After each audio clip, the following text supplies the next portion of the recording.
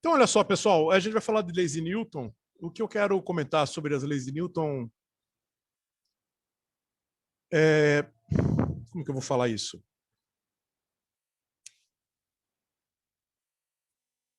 Eu acho que o que eu for falar sobre as leis de Newton é insuficiente para eu dar atenção para a importância das mesmas. Acho que esse que é o ponto principal. Tá certo? As leis de Newton,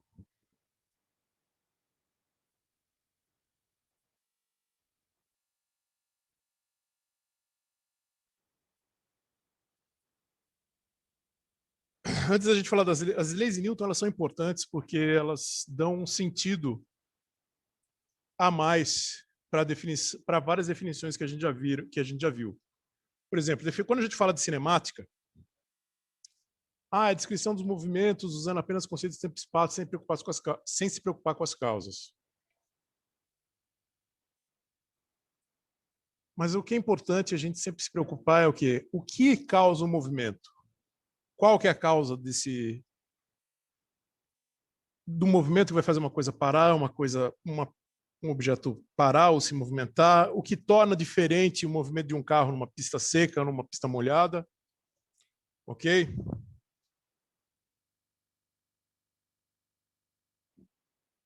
Isso a gente resolve estudando o que a gente chama de dinâmica. E o centro da dinâmica são as leis de Newton.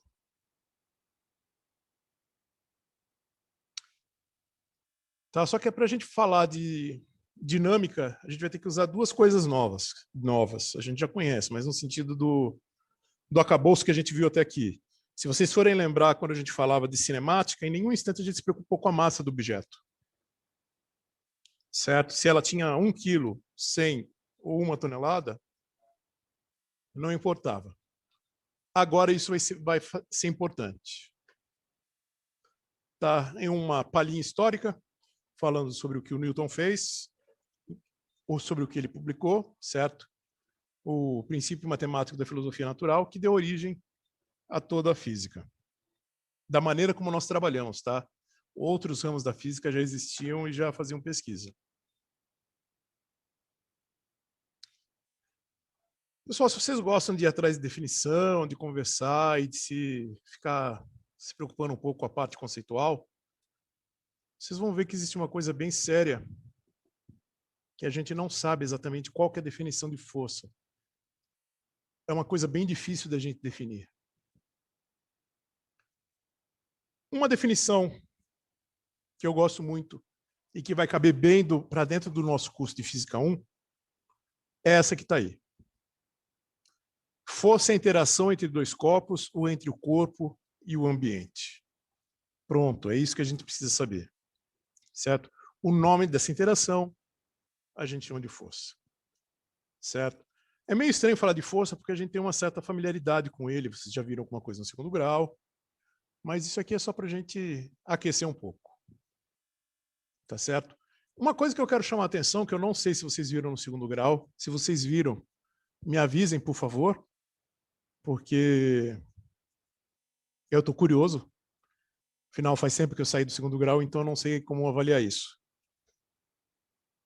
Para vocês, é claro quando eu falo a interação entre um objeto e seu ambiente? Ou é só uma frase vaga?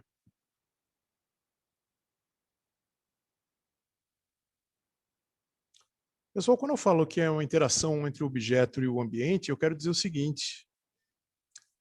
Eu quero dizer que é sobre um objeto que eu não vou me preocupar quem é, a única coisa que eu vou me preocupar é ele causa uma força sobre o objeto, ou ele sofre uma força causada pelo objeto.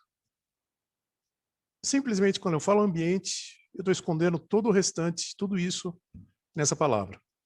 Por exemplo, quando eu falo que existe atrito num sistema, normalmente a gente pensa numa caixa, numa superfície, numa caixa sobre uma superfície, e essa superfície tem atrito. Se eu souber qual que é o coeficiente de atrito, ou seja, do que é feito a superfície e a caixa, aí eu posso ignorar efetivamente a superfície. Afinal, a única coisa que me importa sobre a superfície é o coeficiente de atrito e o atrito que ela vai proporcionar sobre a caixa. Tá certo?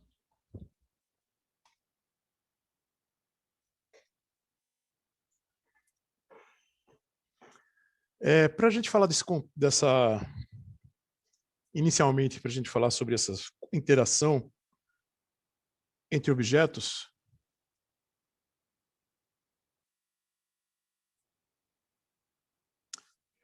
então, Mariana, tem material sobre isso naquele... Eu vou cortar isso do áudio, tá? Eu só vou fazer a leitura para depois não ficar estranho. Um aluno perguntou, professor, nós ainda vamos ver o movimento circular ou o movimento circularmente uniforme e variável? IMHS? Então, Mariana,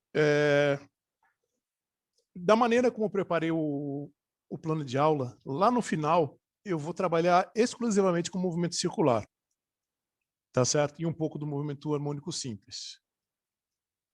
Tá certo? É por isso que eu não dei bastante ênfase para ele agora, apesar de, se você for olhar no material que eu disponibilizei, tem alguma coisa.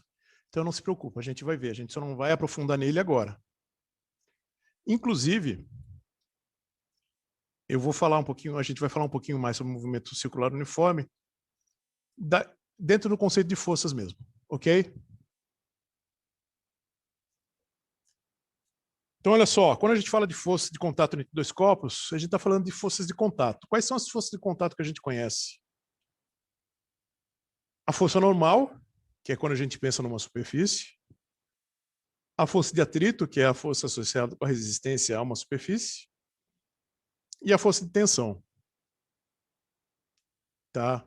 Que é a força exercida por um objeto, por uma corda ou por um objeto em contato. Quando a gente está empurrando algum objeto com uma vara ou com o próprio braço, aquilo é uma força de contato, tá certo? Se quiser chamar de força de tensão, fiquem à vontade.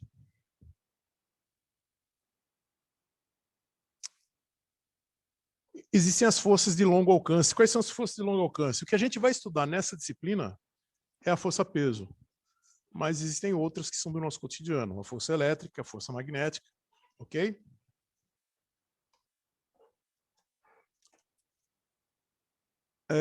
Quando eu falo de força, força obedece ao princípio da superposição, tá, pessoal? Ou seja, se eu somar todas as forças, eu posso dizer que vai existir uma única força resultante, que vai ter esse nome, força resultante, tá certo? E o movimento provocado não vai ser o provocado o movimento provocado é o efeito desse somatório das forças, ok? Aqui, inclusive, se vocês olharem, já estou escrevendo força na forma vetorial e estou usando a regra do paralelogramo para apresentar a força resultante.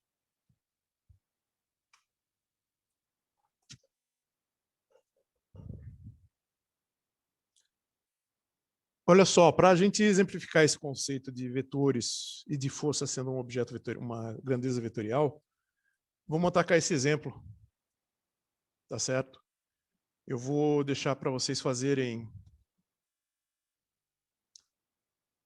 Notem, eu não quero que vocês achem a massa vezes a aceleração, que eu sei que vocês já conhecem, só quero que vocês determinem o módulo da força resultante para esses três vetores, tá? Eu vou dar uns 3 minutos para vocês esboçarem alguma coisa. De novo, quando eu falo para vocês esboçarem alguma coisa no caderno, é só para vocês começarem a ver como vocês resolveriam, tá? Para não ficar uma coisa assim, eu apresento e já resolvo, sem deixar vocês pensarem um pouco no que está acontecendo. Tá certo? 1h38 eu volto aqui para resolver esse problema com vocês. Eu só vou pegar água, vou aproveitar e vou pegar água para gente. Para gente não, mas para mim. Não tenho como passar água para vocês.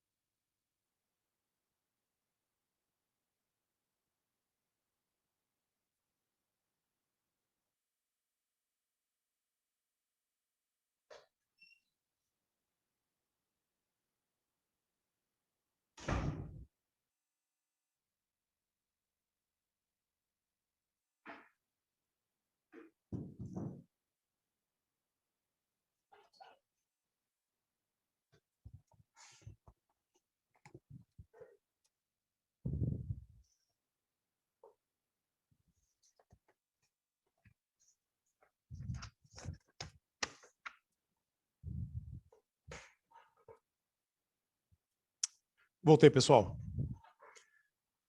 Então, vamos lá.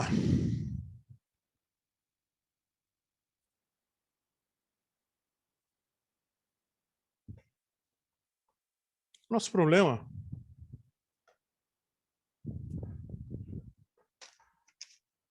nós temos um vetor, três vetores, que são a força, que é a força atuada sobre um objeto. Esse objeto é um cinto, certo? E a gente consegue, escolhendo o sistema de coordenadas adequado, que já está indicado na figura, descrever três forças.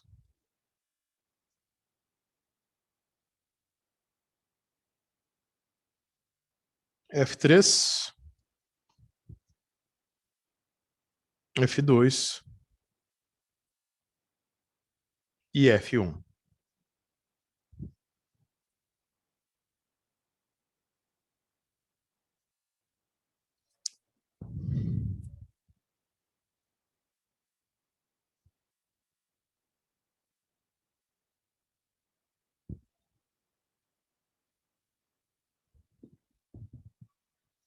Sendo que, com relação a F1, eu tenho a informação do ângulo entre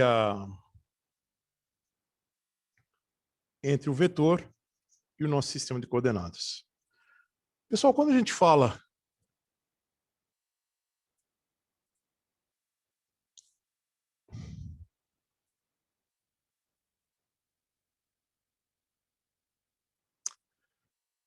que a força,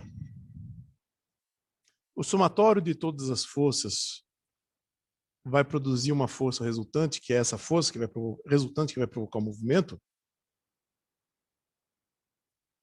Ou seja, o efeito do movimento de um corpo produzido por um número qualquer de forças é o mesmo efeito produzido por uma única força igual à soma de todas essas forças.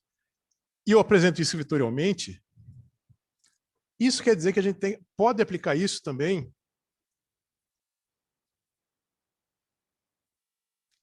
a nível das componentes, tá?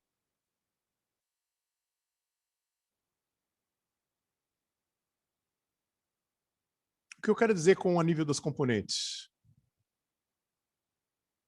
Eu tenho um vetor F1,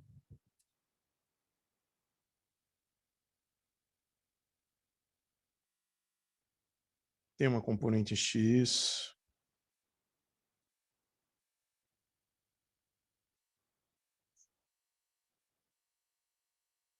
e uma componente em Y. Eu tenho um F2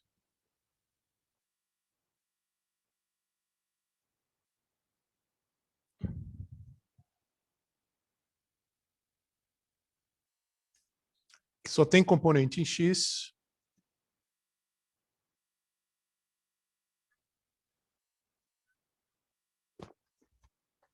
E eu tenho F3.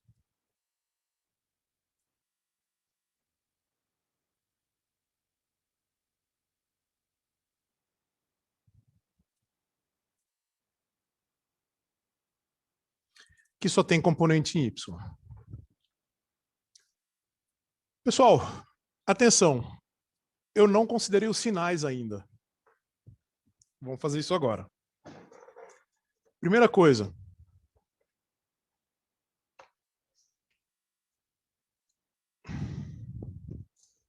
Se vocês lembram do ciclo trigonométrico, o que fica nesse componente aqui, o par ordenado cosseno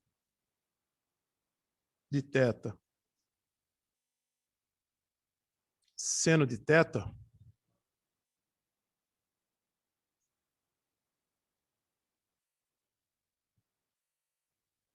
se eu fizer análise do ciclo trigonométrico usando essa projeção, então eu sei que aqui o cosseno tem sinal positivo e o seno tem sinal positivo. Se eu venho para cá, o cosseno tem sinal negativo e o seno tem sinal positivo. Se eu venho para cá, o cosseno tem sinal negativo e o seno também tem sinal negativo. E se eu venho para cá, o cosseno tem sinal positivo e o seno tem sinal negativo. Por que eu estou fazendo isso? Para eu lembrar, agora que eu for escrever as componentes, olhando o gráfico, eu sei que a componente f de x tem um sinal negativo.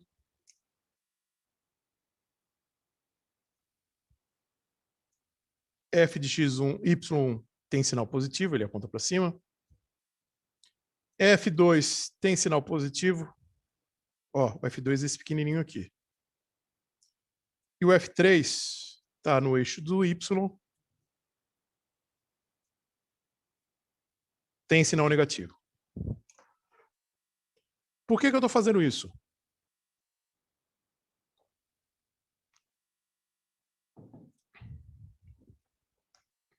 Porque eu já identificando nesse momento os sinais usando esse método gráfico, quando eu for fazer a decomposição desse cidadão aqui, aí eu uso o triângulo direto, eu não preciso me preocupar com a orientação. Eu olho para o triângulo retângulo, onde esse ângulo aqui é 53, e acho a componente em x, o módulo da componente em x e o módulo da componente em y. Então, agora, com isso, vamos fazer o cálculo para todas essas componentes antes de fazer a força. Então, olha só, a gente sabe, ponto e vírgula aqui, que o módulo de F1 é 250.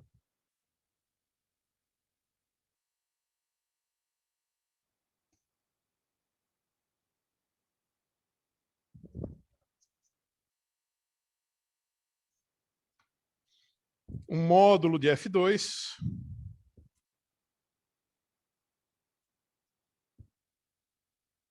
é 50 newton. E o módulo de F3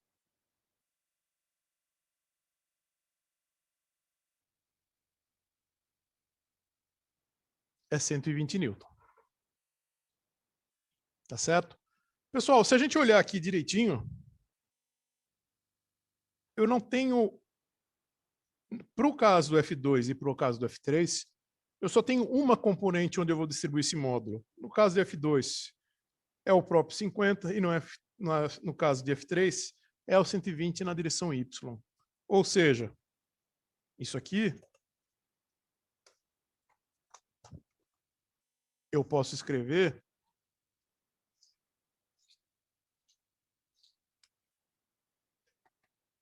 já como 50 newtons na direção I, e isso aqui igual a menos 120 na direção J. A decomposição eu vou ter que fazer efetivamente com relação ao F1, aí que entra o papel que eu falei do triângulo, da decomposição do triângulo.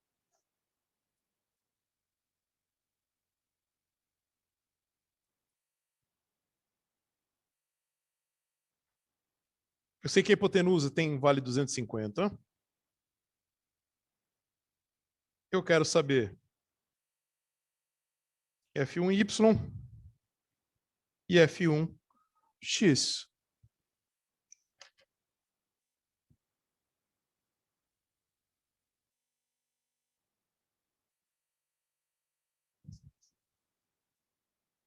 F1X vai ser quem?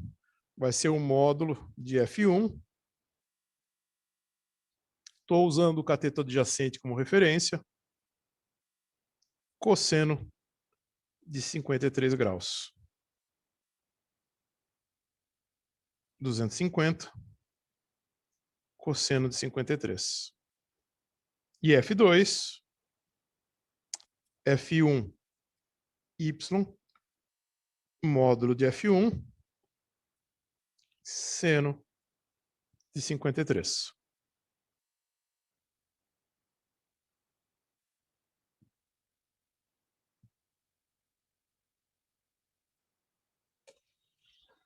Vamos fazer a conta. Pega a calculadora e fazer essa conta.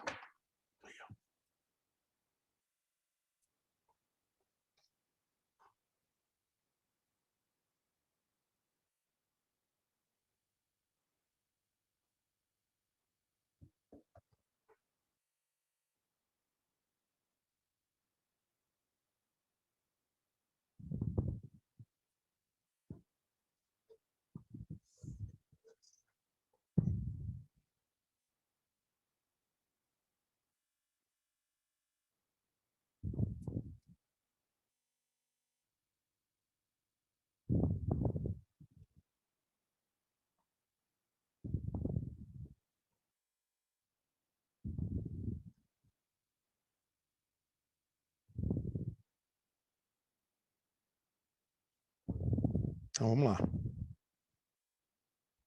Cosseno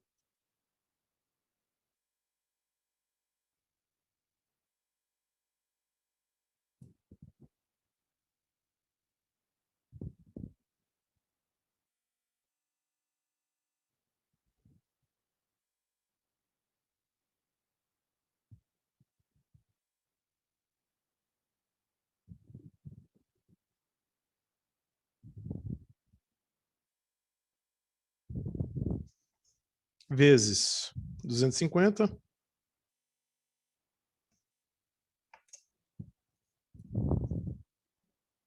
150,4.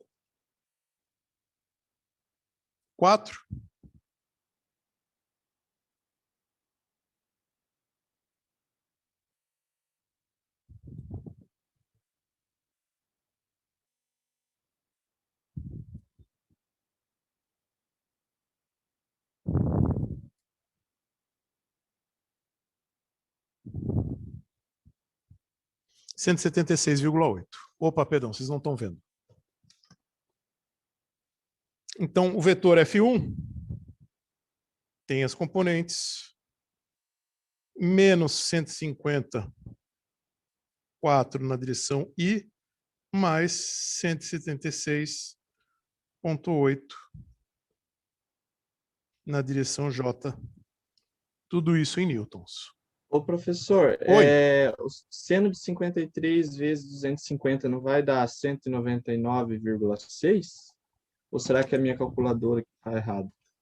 Deixa eu confirmar aqui que eu estava tendo um problema com converter minha calculadora para graus. Vou confirmar isso, só um instantinho.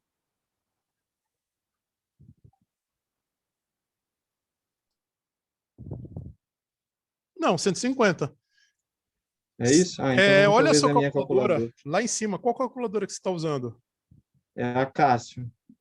Lá em cima, vê se está escrito degree ou rad lá em cima. Tem um D aqui. Deve ser sei lá, eu tenho que dar uma olhada. Eu vou ver aqui, daí eu. Não, se ela está em. Se tem um D, deve ser de graus. Sim. Quanto que deu o cosseno de 53? Deu 0,6018. E isso dá Enter e multiplica por 250. Sim. Vezes 250. Ah, agora deu certo. É que eu acho que talvez eu tenha me confundido ali, que eu apertei direto o cosseno vezes 250, daí talvez Não, é que tenha. eu tive essa Cássio. Essa Cássio você sempre tem que apertar o Enter ou igual no final de cada etapa de operação, tá? Senão você Tá, joga dentro do beleza. argumento dela. Eu imagino que seja a Aham, mesma Cássio que eu tive, tá? beleza.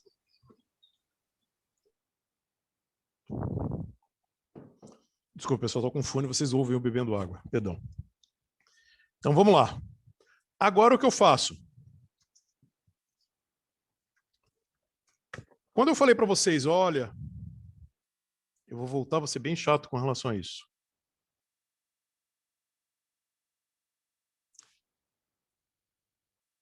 Eu preciso fazer a soma de todas as forças. Eu tenho essa expressão.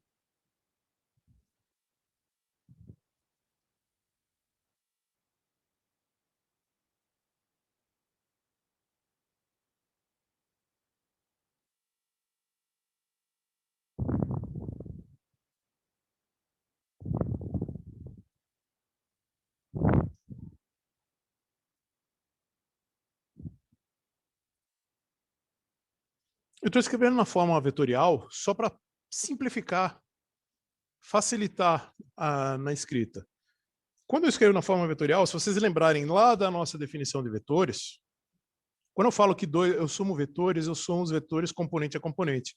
Ou seja, isso quer dizer que para o nosso problema, esse vetor resultante vai ter uma componente x e vai ter uma componente y.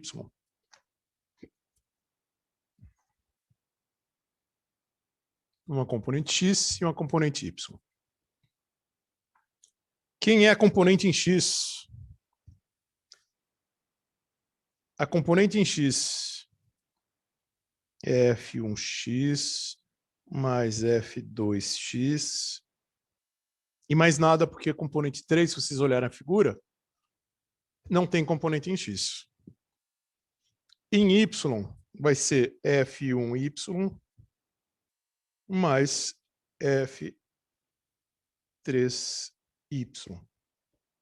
Mais nada, porque f2 não tem componente em y. Aí eu vou lá e recupero. Quem que é f1x? f1x é menos 150. Eu tirei o 0,4 porque só tenho 3 algarismos significativos, não 4. Usando o critério de arredondamento. Então, 150 na direção menos 150, mais a componente em x. Quem que é a componente em x? De F2, 50 newtons. Então, menos 100 newtons em x e em y. Quem que é o F1? 177 menos, porque a força Y, se vocês lembrarem, ela aponta para baixo, menos 120. Que 157 newtons. O vetor resultante, que é a direção no qual vai apontar a força, que é resultante do fato de vocês puxarem dos 3 lutadores puxarem o cinto, é menos 110 na direção I, mais 157 na direção Y, newtons. Olhando novamente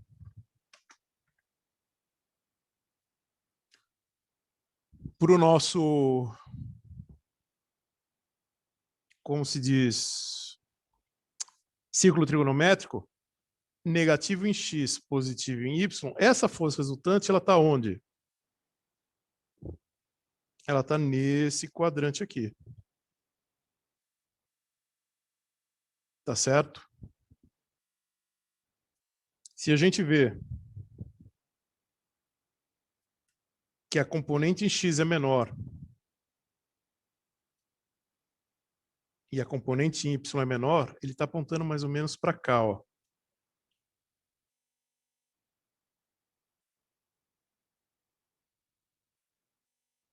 Tá certo? Para achar o módulo de... vamos achar, vai. Qual vai ser o módulo disso?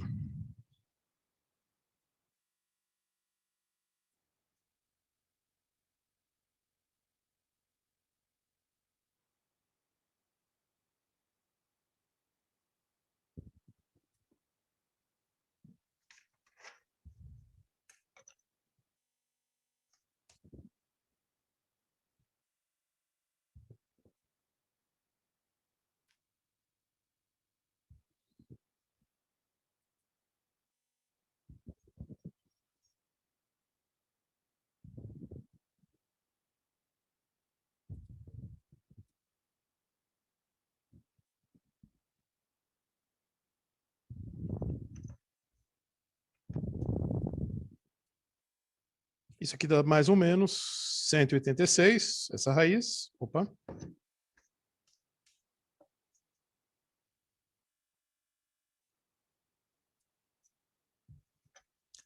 186 newtons.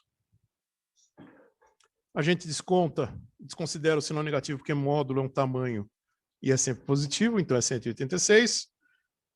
E a gente já percebe que esse vetor é menor que o vetor F1. Afinal, o vetor F1 tinha 250 newtons e só tem 186. E vamos achar o ângulo agora.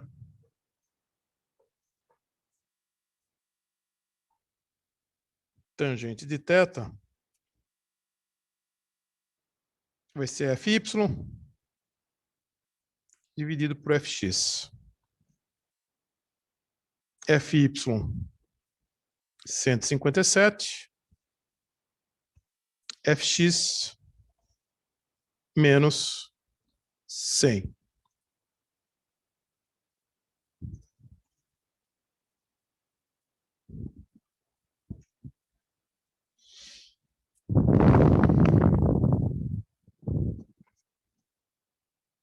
Um 1,57. O arco tangente disso aqui, que é θ.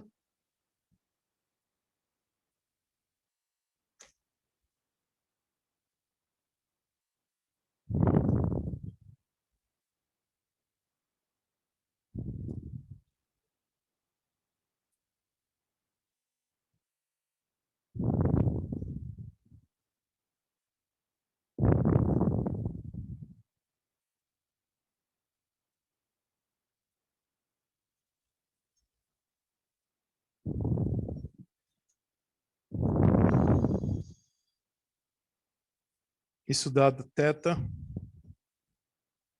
igual a 57 ou menos 57,05. Ou seja, na verdade, o ângulo é um pouquinho mais aberto do que os 53 originais. O que é esse 57? Só para ilustrar. Pessoal, 57 é isso aqui, ó. O vetor R é esse aqui, ó. E esse ângulo aqui é esse 57,05 que foi falado. Ok?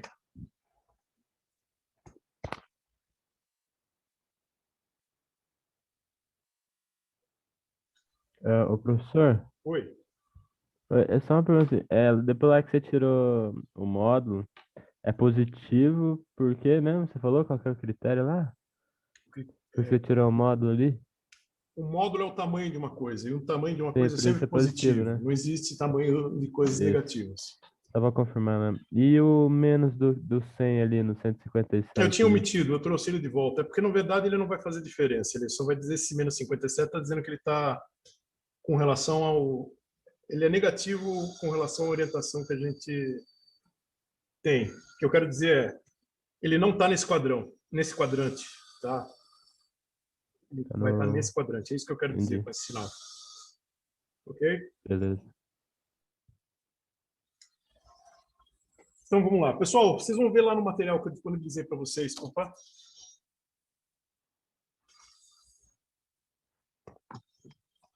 Vocês vão ver lá no material que eu disponibilizei.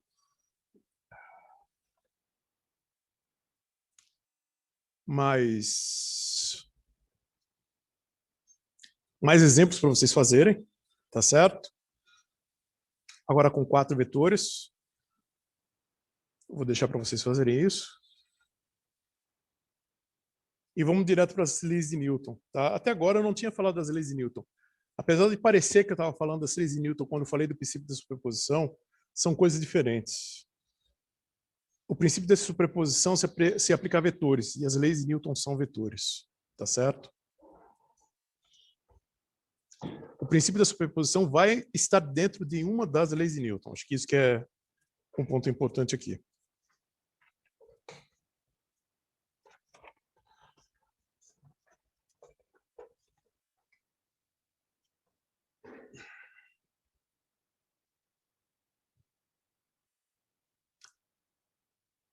Quando eu falei para vocês que eu não consegui, que talvez eu não conseguisse chamar a atenção da importância das leis de Newton para vocês, é o seguinte: tudo o que a gente faz em ciência hoje, tudo não, tem um pedacinho que não é, mas não vou deixar essa discussão para depois. obedece o que a gente chama de paradigma newtoniano. Qual é? Que é possível descrever a natureza em termos de equações. Parece ser meio bobo escrever isso, porque isso é uma coisa tão natural para a gente que parece que é meio tolo escrever isso, mas naquela época não era.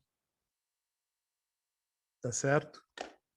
Você dizer que você consegue uma correspondência entre a natureza, entre a descrição da natureza e uma equação.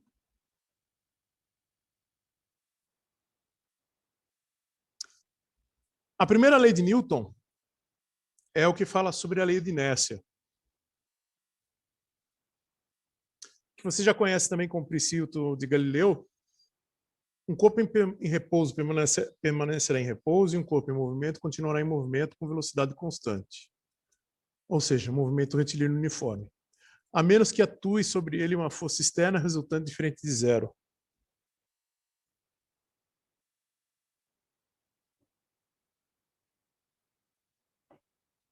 Tá certo? Então, se eu tenho um corpo com velocidade constante,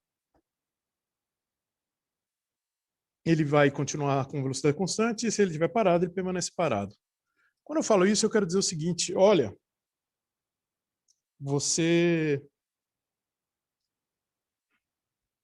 existe atrito no seu sistema, seu corpo vai sofrer uma força contrária causada por esse atrito e ele vai alterar a velocidade para menos. Ou, se existir alguma força impulsionando esse objeto, ele vai mudar a velocidade e vai mudar a velocidade e vai impulsionar esse objeto e esse objeto vai ganhar velocidade. Tem uma pergunta que vocês podem fazer, que já está respondido aí mesmo, mas eu acho que é sempre interessante. Ah, mas se eu tiver velocidade constante, quer dizer que eu não tenho forças atuando? Não, significa que a força resultante atuando sobre o corpo é zero. Atenção com isso. Tá? A menos que você não tenha, que você tenha alguma maneira diferente além de olhar o objeto para determinar se existe mais força atuando no objeto, você não tem como dizer se o objeto está sem força atuando sobre ele ou se existe força atuando sobre ele, ok? Porque a resultante, que é o que provoca ou não alteração do movimento, é igual a zero.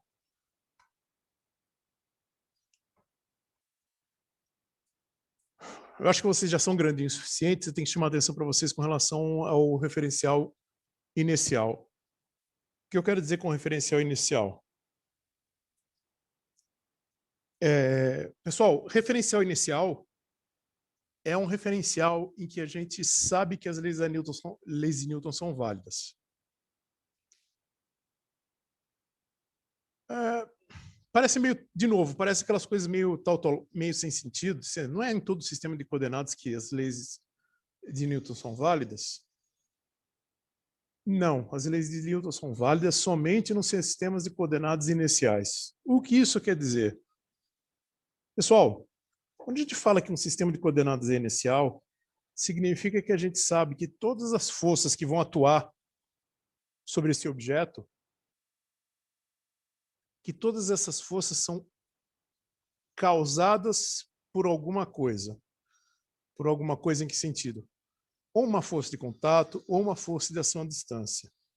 Se eu tiver num sistema não inicial, vai surgir uma força que é associada com a aceleração do sistema de coordenadas inicial. Não é uma força genuína. Um exemplo. Você está num carro, está segurando uma sacola de compras, por exemplo, e o carro acelera para frente, e o que acontece com a sacola de compras? Ela vai para trás. Enquanto houver aceleração, a sacola é mandada para trás. A gente sabe que tem um carro sendo acelerado e que, ao fazer a descrição do sistema, essa aceleração no sentido contrário da sacolinha é causada pela aceleração para frente que está ocorrendo no carro. Mas se eu tivesse numa situação em que eu não soubesse, ou seja, eu sei que essa aceleração tem uma causa e a causa está no carro. Ou seja, se eu pegar um sistema de coordenadas fora do carro e descrever tudo, se não. tudo está ali, está causado por forças que eu consigo justificar. Mas se eu estivesse dentro de uma sala, depois eu descubro que é um vagão fechado de um trem muito grande, tá certo? Atualmente a nossa referência de trem muito grande é o Snowpiercer, mas tudo bem, a gente está num vagão muito grande e você pendura uma bolinha e essa bolinha se desloca.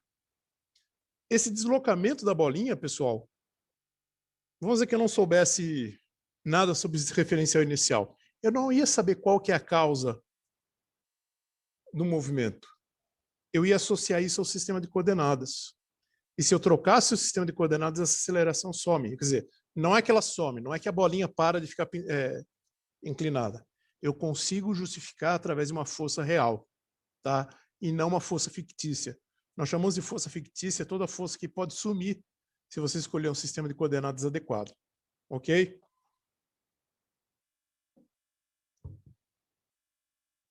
Então, o sistema de coordenadas inicial é todo aquele que não tem forças fictícias. Tá?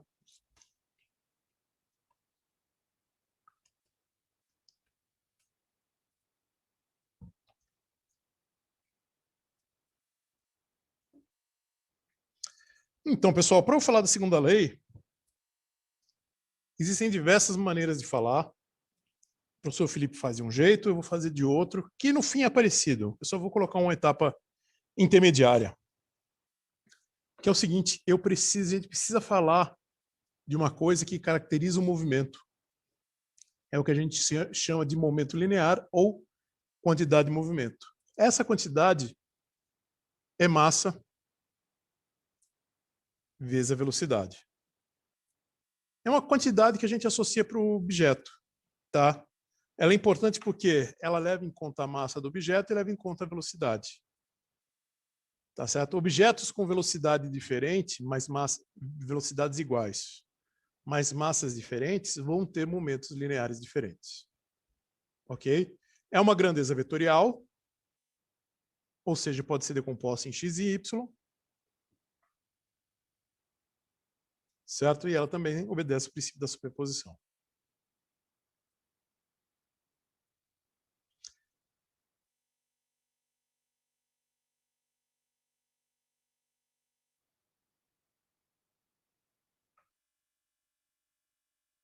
A primeira lei fala para a gente que se o somatório das forças for igual a zero, não existe aceleração e a velocidade continua constante. E se esse somatório de forças é diferente? Esse é o papel da segunda lei, dar a resposta para isso. Tá aqui, pessoal. A segunda lei... Opa.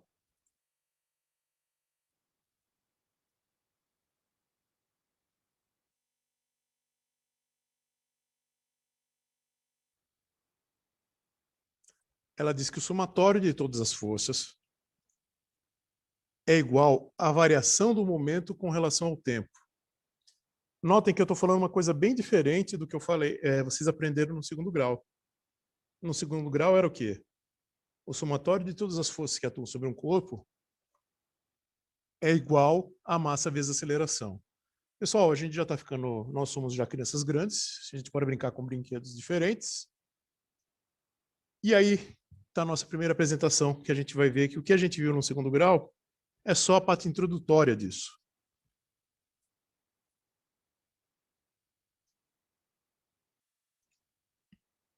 O que a gente conhece... Opa!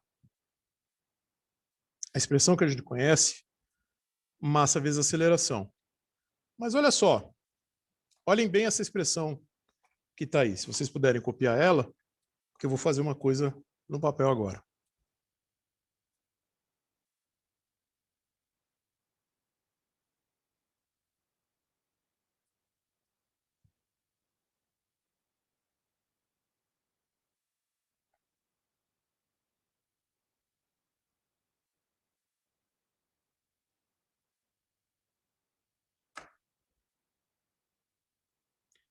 Então, olha só. A força resultante é o somatório de todas as forças que atuam que isso aqui é igual à derivada do momento com relação ao tempo. E o que é o momento? Essa quantidade que a gente chama de momento linear, que a gente vai explorar mais para frente daqui a pouco, tá? Daqui a pouco não, na próxima prova.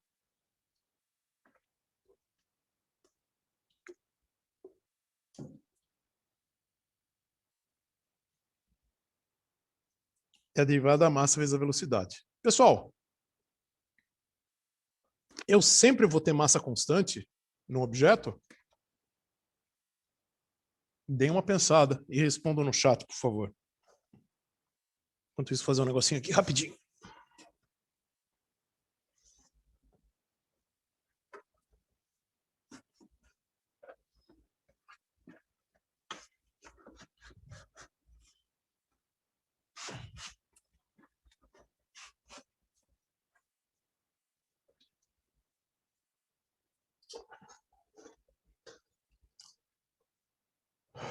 Mais alguém, pessoal?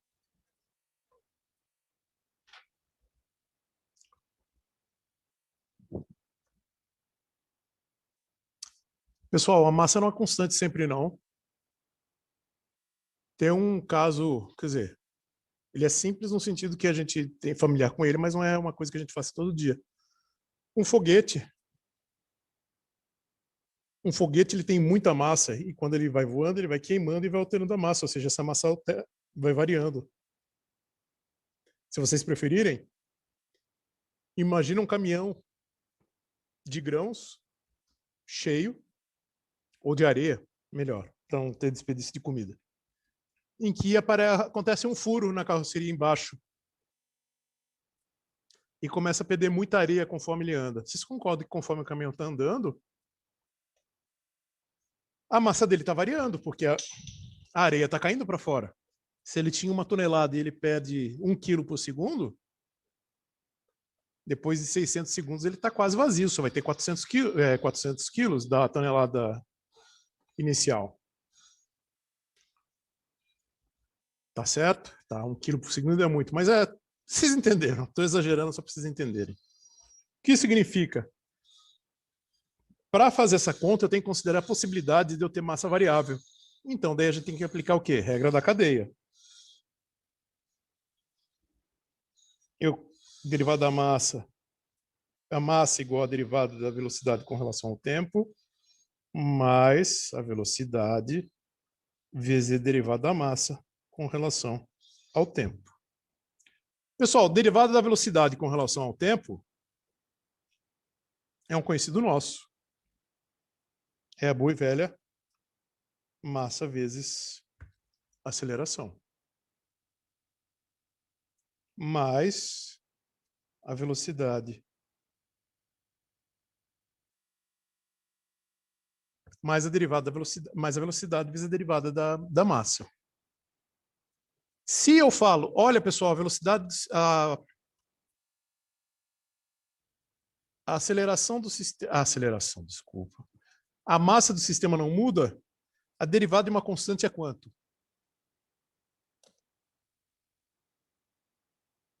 É 0. Aí a gente recai aonde? Em massa vezes aceleração. Tá certo? Por isso que é importante a gente lembrar qual que é a definição da segunda lei. Pessoal, a definição da segunda lei é esse quadrinho aqui. A força resultante sobre um objeto é igual ao somatório de todas as forças que atuam sobre ele, que isso vai ser igual à variação do momento com relação ao tempo. Então, se um professor malvado, cruel, que não sou eu, obviamente, perguntasse para vocês qual que é a definição de força da segunda lei? A, massa vezes aceleração. B, derivada do momento com relação ao tempo. C, sei lá. D, não sei o que eu estou fazendo aqui, professor. Não caiam na pegadinha de marcar o item A, porque massa vezes aceleração é o quê? É uma consequência da definição, não é a própria definição. Ok, pessoal? Para a gente poder finalizar as leis de Newton, quer dizer,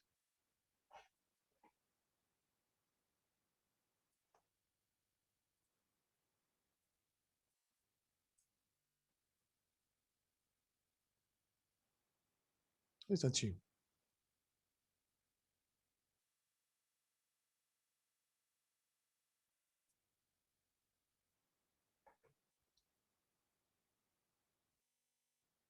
Isso é de uma coisa que está consumindo o coração de vocês.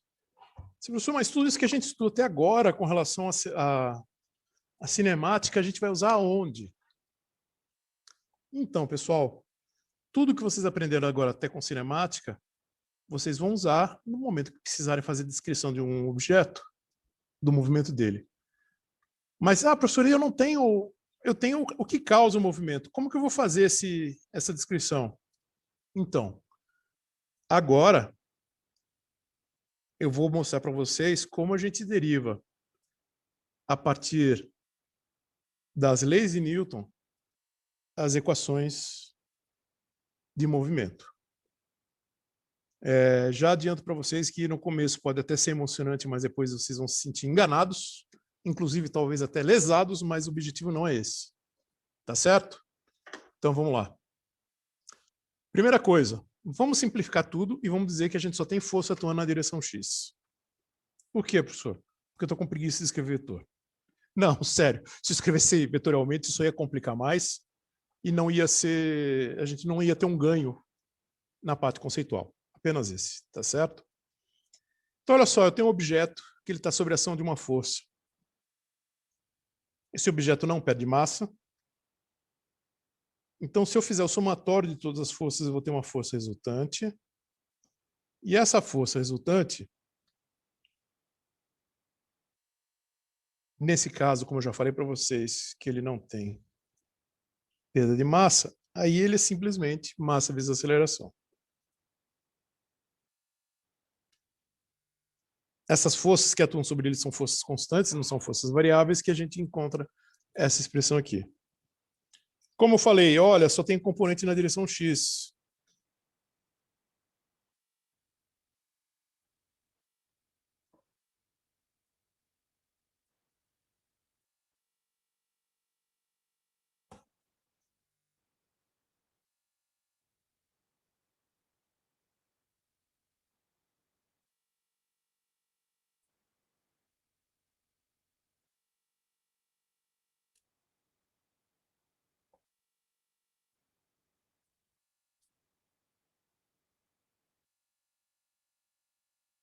Massa vezes a aceleração X.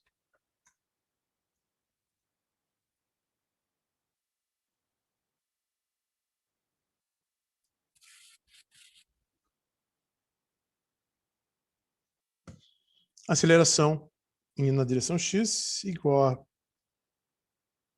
a Rx, o módulo da força, o valor da, desculpa, o valor da componente em X dividido pela massa.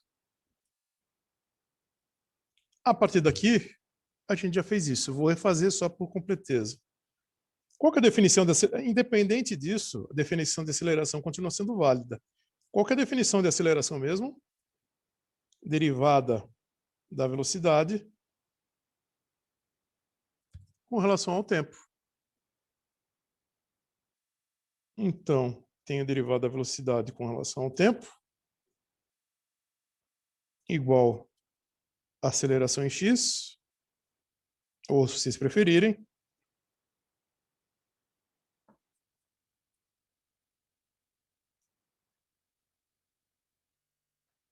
Rx sobre m. Passo para o outro lado, derivada com relação a x igual a Rx sobre m vezes dt.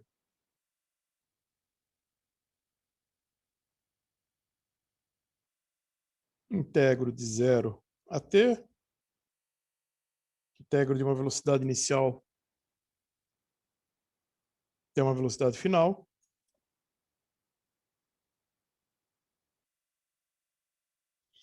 R de x é constante, a massa é constante, vai para fora da integral, eu fico com a integral de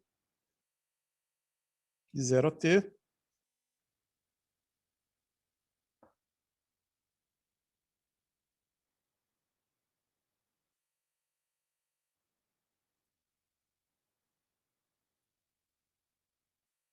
Vezes t.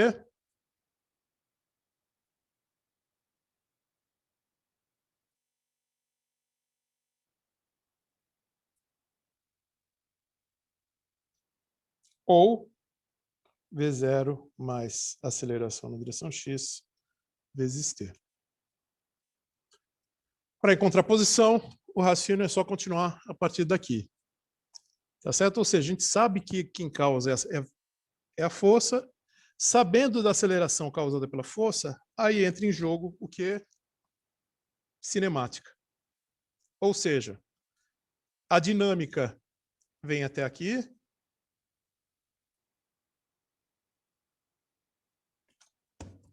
Cadê onde eu coloquei meu lápis? Até aqui a gente tem dinâmica. A partir daqui é cinemática. Ah, eu tenho que fazer isso? Então, pessoal, vocês vão ver que existem maneiras mais inteligentes do que fazer esse caminho. Mas em Física 1, a melhor coisa que a gente tem que fazer é seguir esse roteiro. Tendo cinemática, dinâmica, eu conheço a cinemática do objeto. Ok? Falta só uma coisa para a gente encerrar essa apresentação meio que rápida das leis de Newton, ou não tão rápida, porque eu levei 1h30, que é a terceira lei de Newton. Pessoal, a terceira lei de Newton é o que a gente conhece como lei da ação e reação.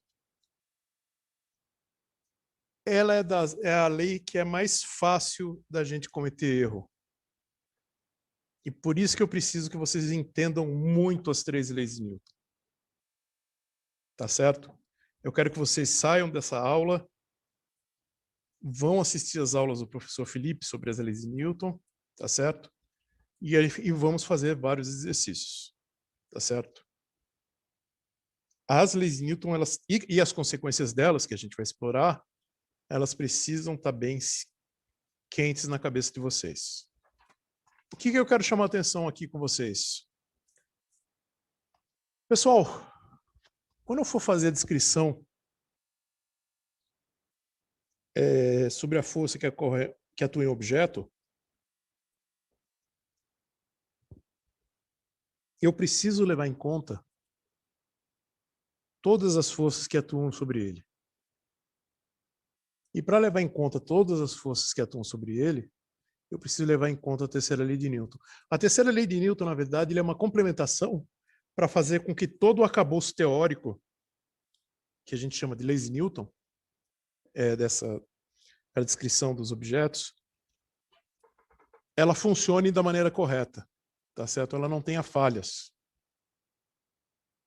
Se você omitir a terceira lei, 90% dos problemas de Física 1, dos problemas do dia a dia, tá, 90 não, estou exagerando, 80%, vocês conseguem resolver sem problema nenhum. Mas vai ter aqueles malditos 20% que vão fazer você jurar de pé junto que as leis de Newton estão erradas. Não é que elas estão erradas, é porque a gente não tinha considerado a terceira. Pessoal, muita atenção com relação à terceira lei de Newton, que é ação-reação, que é aquela história, né? A força que um objeto provoca sobre uma força sobre um objeto provoca uma reação com sentido contrário e oposto a ele. Pessoal, esse texto desse jeito, se você não ficar claro o que significa, dá uma bela chance para a pessoa se enrolar e achar que as forças estão atuando tudo no mesmo corpo. A terceira lei, ela é complexa porque ela é o seguinte, essa igualdade aqui, ela não diz com relação ao mesmo objeto. Ela fala de objetos diferentes. Ela está falando o seguinte, Se um objeto 1 provoca uma força sobre um objeto 2,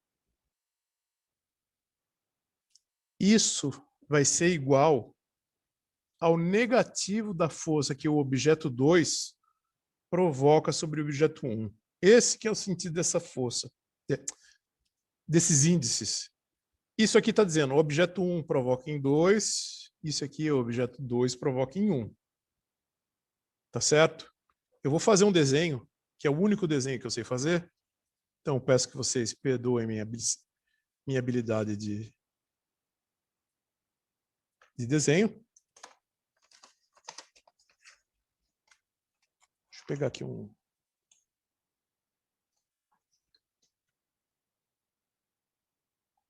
lápis adequado para desenhar um dedo.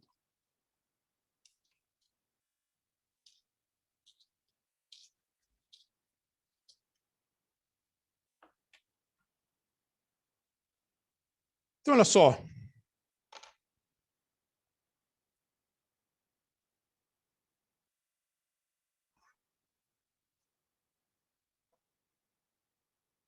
Vamos considerar uma caixa e essa caixa vai ser empurrada por um dedo.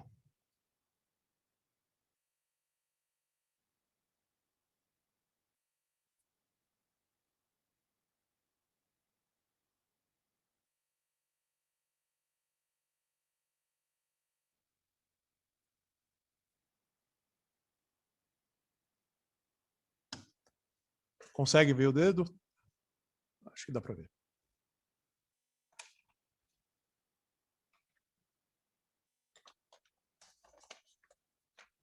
Quando você empurra o objeto, o dedo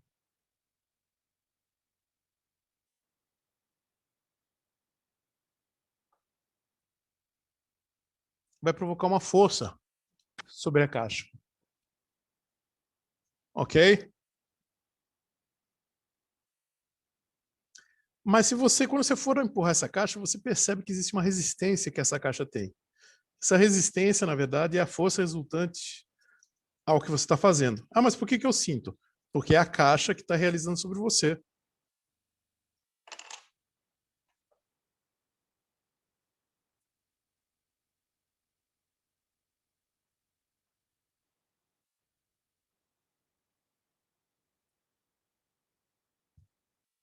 Isso aqui é F12 e F21. É isso que fala a terceira lei.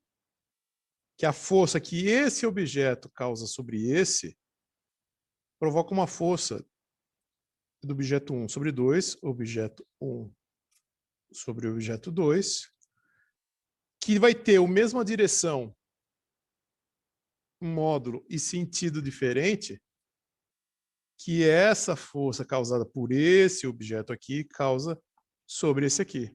Esse que é o significado de F12 igual a menos F21. Eles estão falando de objetos diferentes, tá certo, pessoal? Sendo objetos diferentes, essas forças não vão se cancelar. Porque se eu perguntar para vocês, quais são as forças que estão atuando na caixa? Já vamos aproveitar esse gancho, apresentar todas as forças que podem atuar numa caixa. Falei para vocês, olha, era um sistema sem atrito. Então, a única força que está faltando descrever aí é a força peso. Nós temos a força peso atuando para baixo. E falta mais uma força. Qual que é a força?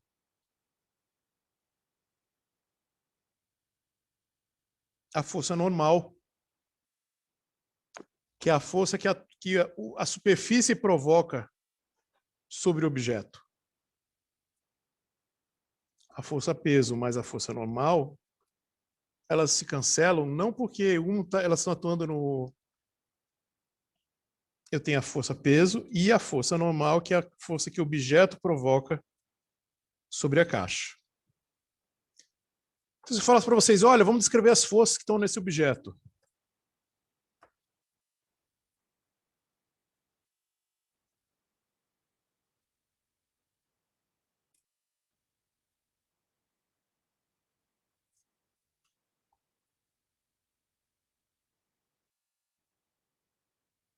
Qual força está atuando sobre a caixa? A força F1, 2 ou a 2, 1? É a F1, 2.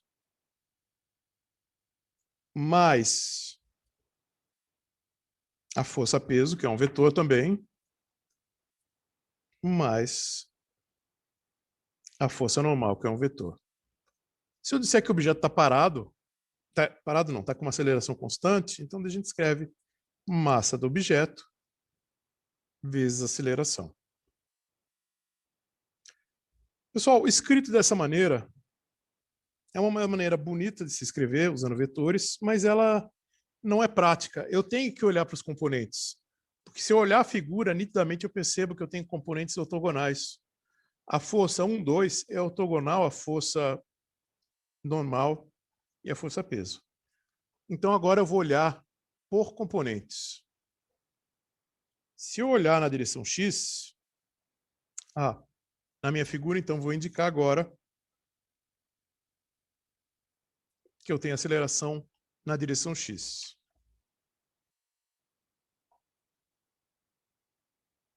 Olhando a figura, qual que é a direção da força F da F1, 2? É positiva. Então, F1, 2 na direção X, mais tem alguma força atuando em X? Não. Então, mais nada.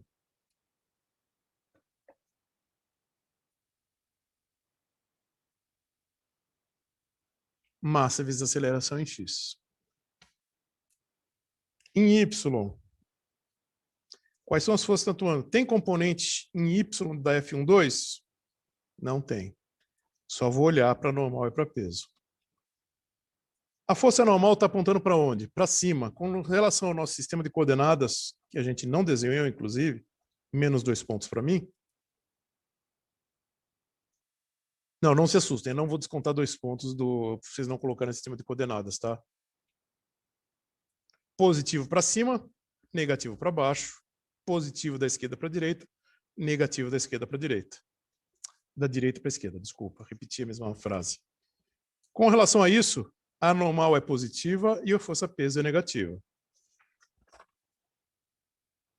Normal aponta para cima, força peso aponta para baixo. Sinal negativo é o significado de aponta para baixo. Eu falei para vocês que a caixa pulava, que ela subia, ou que ela ficava parada com relação ao eixo Y. Falei que ela não tinha aceleração no eixo Y. Isso implica, então, que isso aqui é igual a 0. Daí eu tiro que o peso igual à força normal. Vocês percebem que eu tirei aqui peso igual à força normal da segunda lei de Newton e não da terceira, tá? Muita atenção com isso, tá? As pessoas que falam, mas a força peso não cancela com a normal. Então, ela cancela por causa da segunda lei, não da terceira. Professor, isso é importante? É muito importante. Sabe por quê? Vamos atacar um problema agora, onde a força normal não é igual ao peso.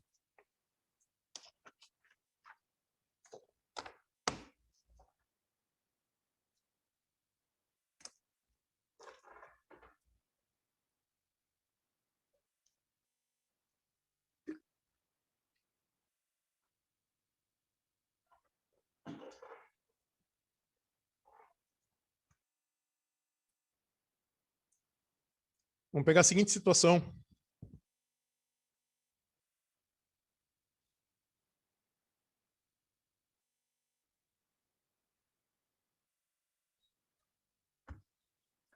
Eu tenho uma caixa, é uma superfície sem atrito, ok? Eu tenho uma força sendo aplicada.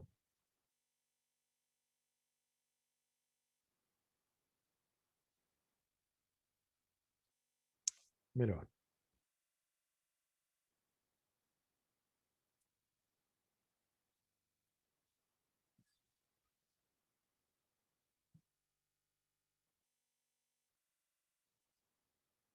com essa característica aqui. Ela tem um ângulo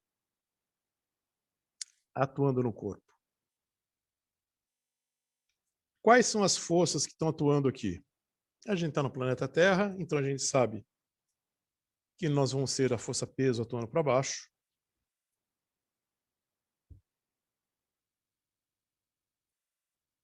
A normal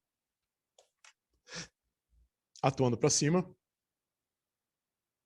E essa força F. Tá claro para vocês que essa força F vai ter uma componente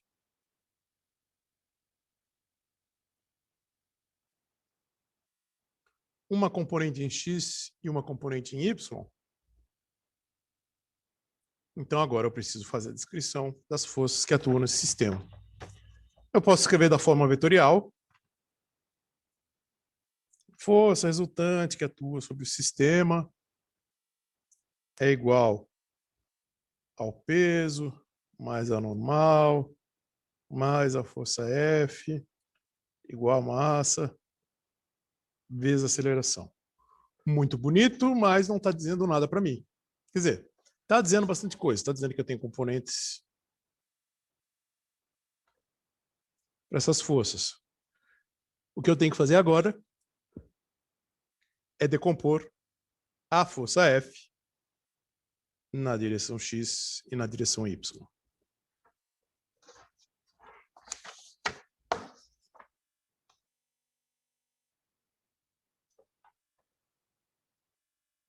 F de X, se eu olhar e se ver, montar o triângulozinho,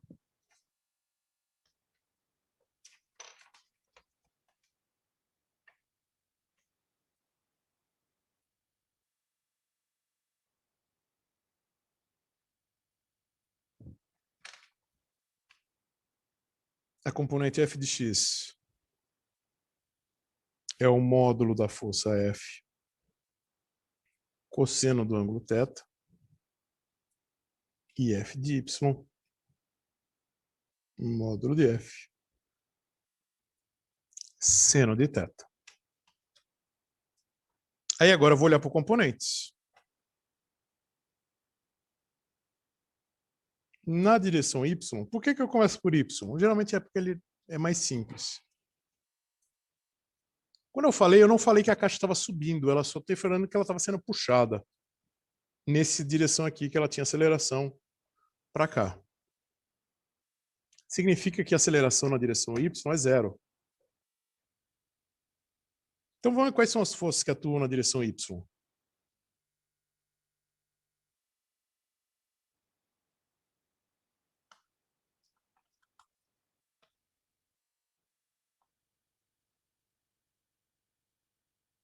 A força F de Y menos a força peso mais a força normal igual a zero. Não tem aceleração em Y.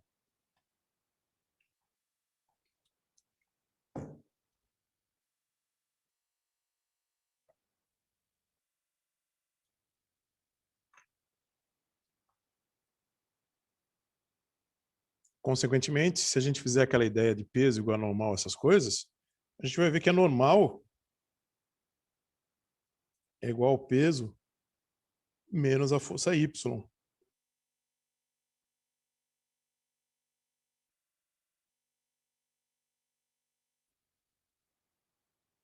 P menos F, módulo de F seno θ. Ou seja, nesse caso, eu não tenho peso igual a normal, portanto, a segunda, a terceira lei. De novo, é consequência da segunda.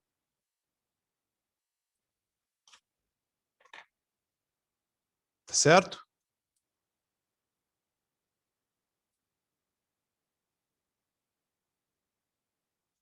E para a direção Y, X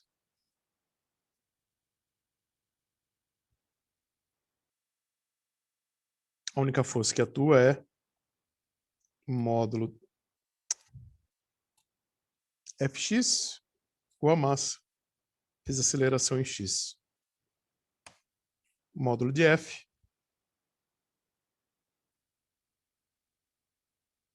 cosseno θ igual a massa vezes a aceleração em x. Ah, qual a aceleração do sistema?